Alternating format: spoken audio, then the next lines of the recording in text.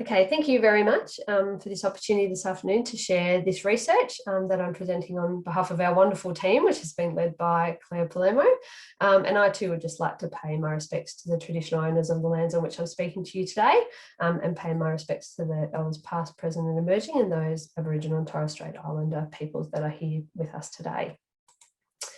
So accreditation of health professions programs is purported to ensure graduate competence and impart confidence in the public as well as the graduates themselves of their ability to provide safe and effective healthcare. And it is generally seen as a process whereby institutions will be assessed against a set of accreditation standards to ensure quality in their course. And in this way, accreditation can be considered as policy. So where policies are accepted as a set of principles or steps or courses of action adopted to guide practice. So it's a textual representation of a process or program which is reoccurring at regular intervals against defined accreditation standards. And when we think about policies or the introduction of new policies, it often coincides with the identification of a problem. So policies may be introduced to solve a problem or prevent a potential issue from occurring. So if accreditation is positioned as the solution, what problem is accreditation actually addressing or representing? So in this research, we critically examined the problems health professions accreditation systems are represented to address, what assumptions are underpinning this representation of the problem, and how these representations may actually be challenged. And we were guided by Backey's "What's the problem represented to be" approach to policy analysis, which offers a tool as a series of 6 questions which focuses on the problem being addressed by a policy and what assumptions may underpin this representation of the problem, which may actually influence how an issue or the response to an issue is understood or enculturated into key stakeholders' understandings of the problem, and subsequently what may prevent change to this policy. So we began by exploring current accreditation standards and process documentation related to all of the health professions programs offered by the Faculty of Medicine, Nursing and Health Sciences and Pharmaceuticals at Monash University. And we then spoke with key staff members from these programs about their experiences of accreditation, and then drew upon framework analysis to analyse all of the documentation and interview data we had collected.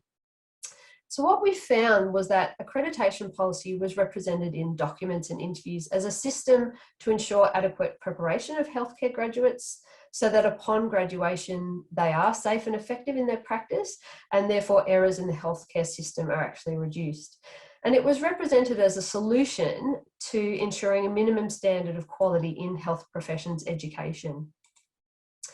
And we identified a number of assumptions that were underpinning this representation, which included that accreditation policy protects the public, whereby unaccredited courses produce unsafe or ineffective healthcare professionals that cannot be registered.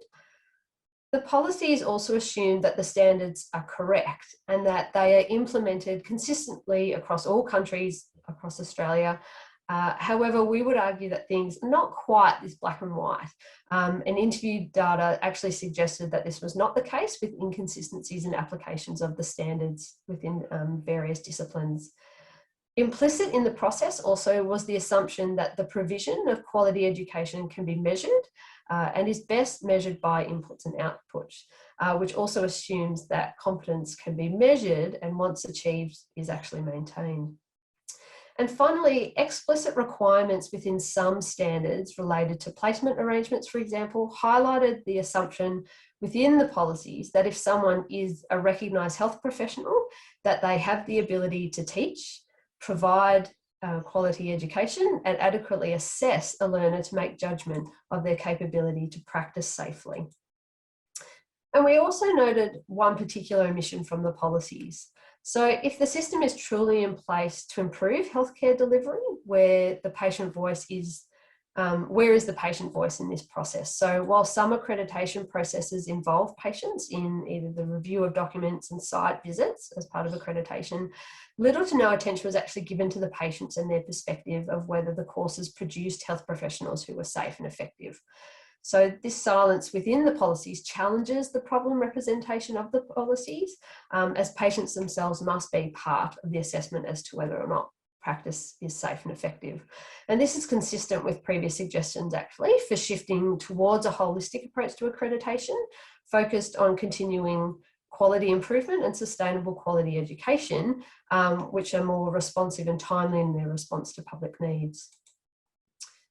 So moving forward, through exploring and challenging the assumptions which inform health professions accreditation systems, we suggest a need for accreditation policy to focus more on promoting quality improvement so that we may begin to gain insight to truly understand the actual and potential impacts on graduate readiness and patient health outcomes and the ways in which health and health education are actually governed in Australia.